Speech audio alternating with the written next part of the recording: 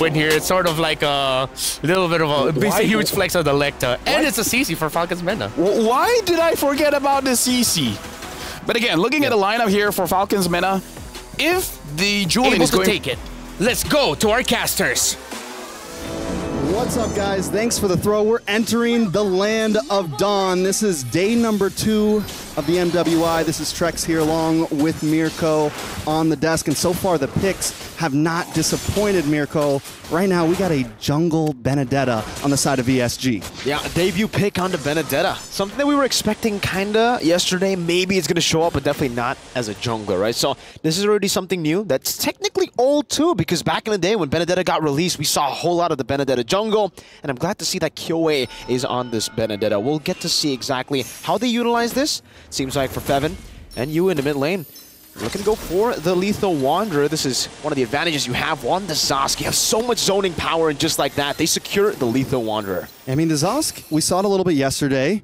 There's been whispers, there's been rumors of it possibly entering into the Lamadan, but a little bit of damage in the mid side. Onward and the Earth Shatter coming down. Synchro trying to deal some damage there with the flare, bringing it back straight into it. UE flickering out, but Synchro chases all the way under the turret to pick up first blood. So first blood for VSG. Victory Song Gamer securing a nice early on lead. This is going to send UE back. It's going to give them a little bit of an advantage of the mid lane, possibly able to rotate a little bit faster around. We got 30 seconds on the clock until Turtle. Taking a look at some of these compositions, I like what Victory Song Gamers is bringing for game number 1. You spice it up a little bit with the Benedetta. You have some quick rotations. You still have that bulky front line with the Minotaur and the Ruby in the EXP lane. So just a lot of possibilities from this composition. My concern early on the Benedetta is the fact that, you know, how fast does the Benedetta clear in the jungle? And so far, he's actually doing a really good job. Able to clear it as fast as Electa on the Julian. They're both technically on very similar levels here, but up top, again, thrown back there. Pops the Vengeance Velvet, still able to survive for a bit, but will not have a big resource. Now brought back again straight into Minion, who's going to be able to dish out some damage. Don't run Wolfgang, another CC back into the I'm Offended. Juicin is juicing right now. Getting everything out of these first few minutes. It's only 2.5 in. It's 3 kills for VSG. Sheesh. And not to mention 2 of those kills going to the Ruby, who sometimes has a bit of a slow start, but in the EXP lane, this Ruby's going to be so... Oh my god, another one. Again, pulled back. She might be able to get another. But Fevin is able to space out in time. Neutral objective number 1 taken for free. And it seems like, at least for Team Falcons MENA, they have a way to actually trade it out. Right? Electa was able to go into the bottom side again, can get caught, forced to use the sword to escape, and now we really get to see the power of this Juicin pick. Yeah, I feel like no one's played it this aggressive just yet. The way that Synchro's playing it almost like a Lilia, just in their face, zoning them back with that skill. Synchro really showing how it's done right now. And it's exciting to see because we kind of questioned this hero. We wondered how it was going to be able to be played. And I think it's going to work also well against the composition that Team Falcons MENA has brought. Seeing the Julian, yes, there's some dashes away, but still it is not an extreme, like it's mobile in team fights, but when it comes to just moving around the map, as long as Synchro has this lead, can definitely use it to zone away some of these heroes. You know, I think we heard earlier from the analysts, right? Because from what we've seen, yeah, Juicin does get, you know, needs some time. Gaily with a flicker forward. Midas Fury names able to displace himself, but look at that. The chain CC straight into the Zaman Force and the Synchro Vision. Rian able to pick up the kill under the turret. 4-0 VSG. The rotations right now, they're just going from top to bottom, clearing mid, keeping it simple, never too, you know, they're not just staying in mid lane, right? Synchro is all over the place. Her and Gaily right now are everywhere, and more damage on the bot. Velvet gonna go down. That is 5-0, already a 2,000 gold lead. I don't think Minion even got an assist there. Did she get an assist?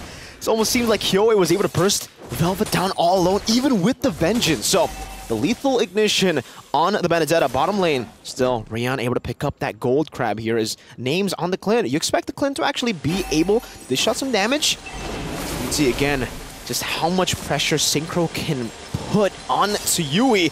Minion rotating forward to Wolfgang, and I'm offended, but Yui is able to flicker out in time now. Earth Shadow flicker combo straight into the Primal Wrap, but it's under the turret. No, Saman forced to play with the quick draw. Rian still able to escape. Gaily rotating forward, able to disengage and save Rian. Beautiful timing from Gaily there. Beautiful play from Rian, but we're starting to see MENA kind of pick up the pace a little bit, look for picks of their own. Now it's first turtle. Team Falcons MENA probably not even going to want to contest this. They're too far behind. Taking a look at some of the heroes, at some of these girls. Electa, Fevin, both deathless right now, and I think they're going to need to step up the pace. They're going to need to look for something. We do see the Sky Piercer come in for Kyoei. Uh-oh. No flicker. Minus Fury knocking, straight into the blades. Kyoei able to take the kill, now going in with a final blow as well. Knocking him down, Kyoei picking up the execute on the Sky Piercer. Dominator's Ascent to try to chase him down, but really for Yui, they can't really go for the chase, not at all.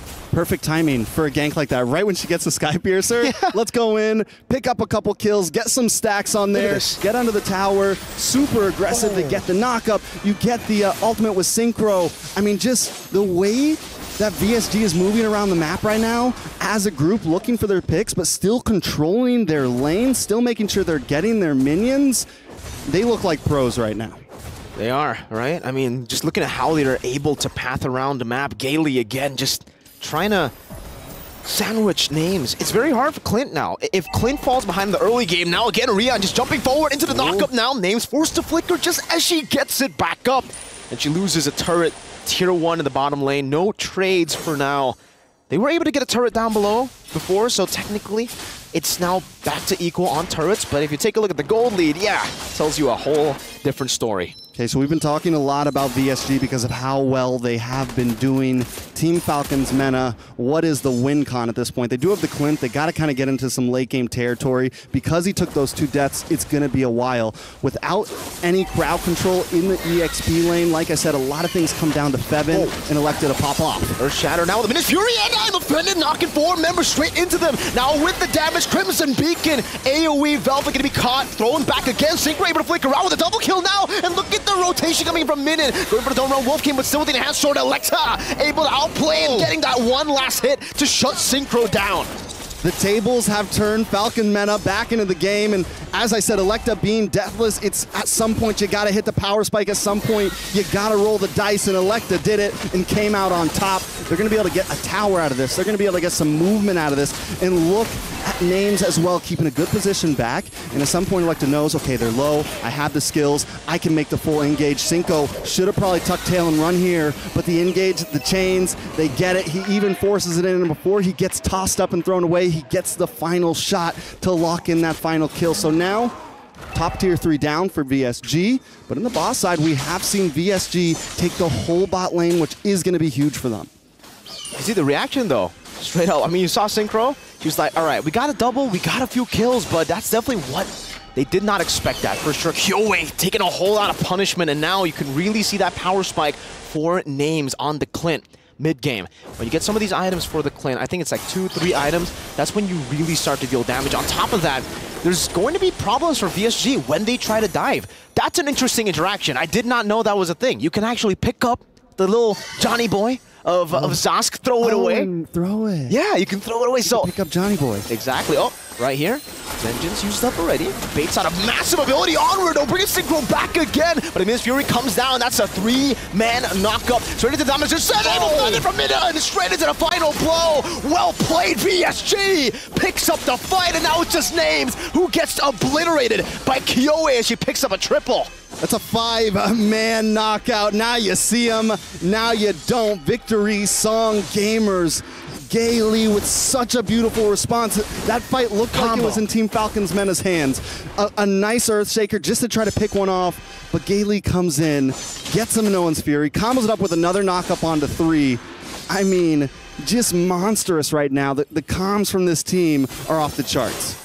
They're a great team-fighting team, but also it just seems like they're a band because they know exactly how to play the song, the victory song. Gaily with the drum smacking down and straight into that beautiful orchestra of abilities. Now, Feb going to be caught, still able to pop in the Primal Wrath, deal some damage, Kyoei in the back, able to survive. Meanwhile, Rian is going to be taken down under the turret, taking too much punishment from that tier 2. And VSG, they fall back for now. They lose 1 member. It's a gold lane.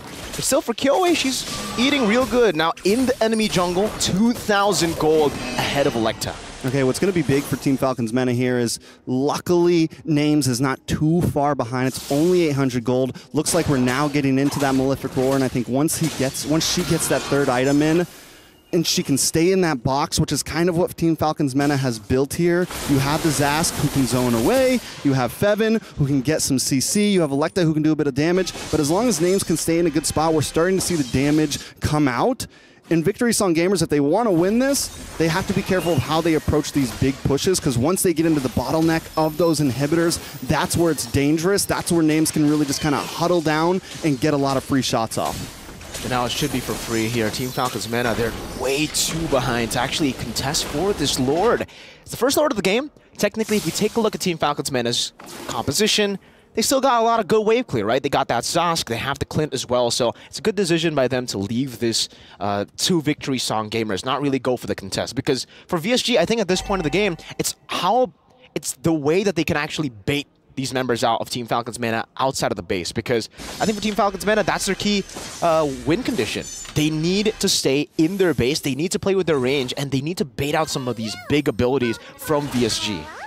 All right, now Ward's going to be coming soon. I think if they can get 2 inhibitors out of this, it's a huge win. They don't have to finish things now. With Names finally getting in some of those third items, it's going to be, they should be able to clear fast. We're already seeing the Lord getting melted down. With the first Lord, now it's Amon Force popped in. Rion doing some damage onto the base sword. Electa walking up, able to get out with the enhanced sword. You can see that the wave clear is still there. They're still able to defend for the base turret at least now. But there is going to be another big minion wave coming down. Still buffed by the Lord.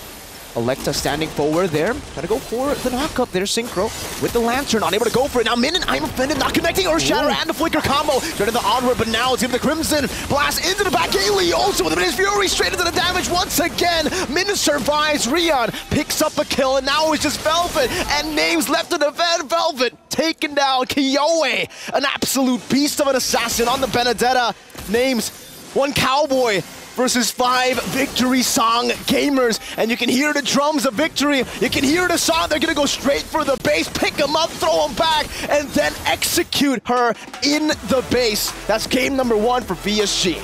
Execution is a perfect adjective for that one, a perfect verb for that one, because VSG Kyoe, I gotta put the highlight on her, 9-0. But that's enough for me. We're gonna toss it over to our wonderful experts, our analysts on the panel. Team Falcons MENA dancing to VSG song the Kyoe. The Benedetta jungle was highlighted, but first we have to begin with the Jushin and the Minotaur. Gaily and Synchro were perfectly in synchro, applying the pressure throughout the early game. I gotta say, honestly, the casters talk about this, right? If you're looking at VSG, looking at their lineup, they have a lot of big ults, like the Zaman Force, the Minuan Fury, even Synchro with the Crimson Beacon. Like, there's a lot of control when you're looking at this team. And when we're looking at Falcons MENA, look at every single time they engage, especially when it comes from Fevin. She forces the engage. When she has the flicker, she'll go for it, right?